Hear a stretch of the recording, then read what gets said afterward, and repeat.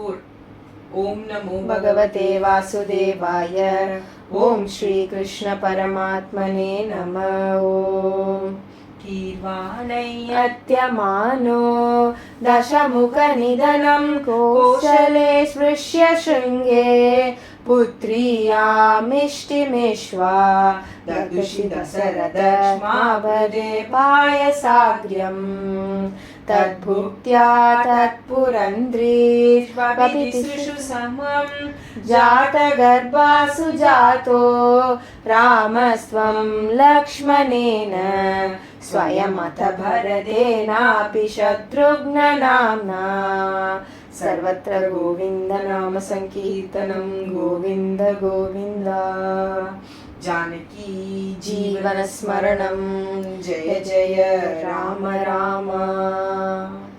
कोदण्डी कौशिकस्य क्रतुवरमभितुं लक्ष्मणेनानुयातो यातो भूस्तात वाचा मुनिकथितमनोद्वन्द्वशान्तात्मखेद नूनां तानाय बाणै मुनिवचनबलात् ताडकां पाठयित्वा लब्ध्वा स्मादस्त्रजालं मुनिवनमगमो देवसिद्धाश्रमाख्यम् मारीचं द्रावयित्वा मखशिरसि शरैः अन्यरक्षांसि निघ्नन् कल्यां कुर्वन्नहल्यां पतिपदरजसा प्राप्य वैदेहगेहम् विन्दानशान्द्रशूडं धनु अवनिसुतम् इन्दिरामेव लब्ध्वा राज्यं प्रातिष्ठदास्त्वं त्रिभिरपि च समं प्रातृवीरैः सधारैः आरुन्दानेरुशान्दे भृगुकुलतिलके शङ्क्रमय्य स्वतेजो याते यातोऽस्य योध्यां सुखमिह निवसन् कान्तया कान्तमूर्ते शत्रुघ्नेनैकदातो गतवति भरते मातुलस्याधिवासम् दातारब्धोऽभिषेकस्तव किल विहत केकयाधीशपुत्र्या दादोक्त्या यातु कामो वनमनुजवधू संयुधशापदार पौराणारुध्य मार्गे गुहनिलयगतस्त्वं जटाक्षीरधारी नागासंतीर्य गङ्गाम् अधिपदविपुनस्तं भरद्वाजमारात् नत्वा तद्वाक्यहेतो अतिसुखमवशस् चित्रकूटे गिरीन्द्रे श्रुत्वा पुत्रार्थिखिन्नं खलु भरतमुखात् स्वर्गयातं स्वदातं तप्तो दत्वाम्बुतस्मै निदधित भरते पादुकां मेदिनीं च अत्रीं नत्वा दगत्वा वनमति विपुलं तण्डकं षण्डकायं हत्वा दैत्यं विराडं सुगतिमखलय शारुभोषारभङ्गीं नत्वागस्त्यं समस्ता शरनिकरसपद्रातृदिन्द्रापसेभ्य प्रत्यश्रौषि प्रियैषी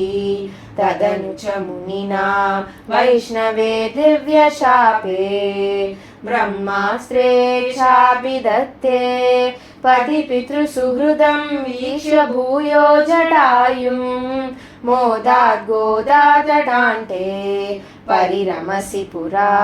पञ्चवट्यां वधूट्या प्राप्ताया शूर्पणख्या मदनचलधृते अर्तनैर्निस्सहात्मा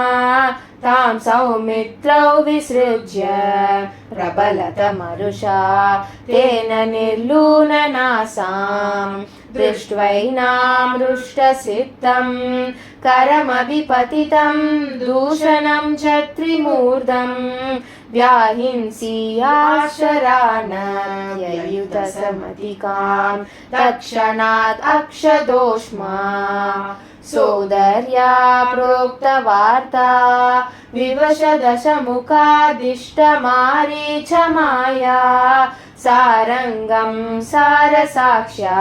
स्मृतमनुगत प्रावदीर्बाणगातं तन्माया क्रन्दनेर्यापितभवदनुजां रावणस्तामहाशीर् तेनार्तो त्वमन्त किमपि मुदमुदा तद्वदोपायलाभान् भूयस्तन्वीं विशिन्वन् अहृतदशमुख त्वद्वधूमध्वतेने युक्त्वा याते जटायौ दिवमतसुहृद प्रातनो प्रेतकार्यं गृह्णानं तं कबन्धं जगनितशबरीं प्रेक्ष्य पम्पातटे त्वं सम्प्राप्तो वातसूनुं वृषमुदितमना पाहि वातालयेश सर्वत्र गोविन्द नाम संकीर्तनं गोविन्द गोविन्द श्री आंजनेय स्वामी की जय।